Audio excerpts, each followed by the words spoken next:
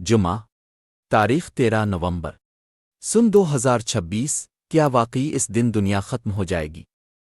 یہ دعویٰ آج کا نہیں بلکہ 65 سال پرانی ایک خطرناک پیش گوئی ہے۔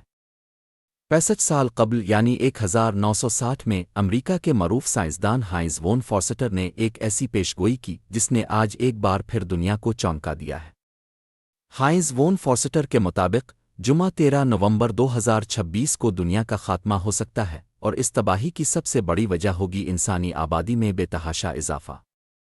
سائنسدان کا کہنا تھا کہ اگر انسانی آبادی اسی رفتار سے بڑھتی رہی تو زمین کے وسائل کم پڑ جائیں گے اور انسان خود اپنے لیے تباہی کھڑی کر لے گا۔ وون فورسٹر نے اپنی تحقیق میں خبردار کیا کہ انسانی نسل آخرکار دو میں سے کسی ایک انجام تک پہنچ سکتی ہے، تو زیادہ آبادی کی وجہ سے یا پھر نیوکلیئر جنگ اور دیگر خطرناک انسانی اقدامات کے باعث خود کو ختم کر دے گی۔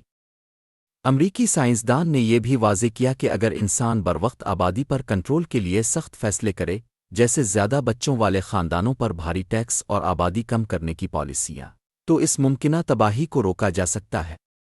واضح رہے کہ یہ پہلی بار نہیں کہ دنیا کے خاتمے سے متعلق پیشگوئیاں کی گئی ہوں، لیکن سوال یہ ہے کیا یہ پیشگوئی بھی محض ایک دعویٰ ثابت ہوگی؟ واقعی انسان خود اپنی بربادی کے قریب پہنچ چکا ہے۔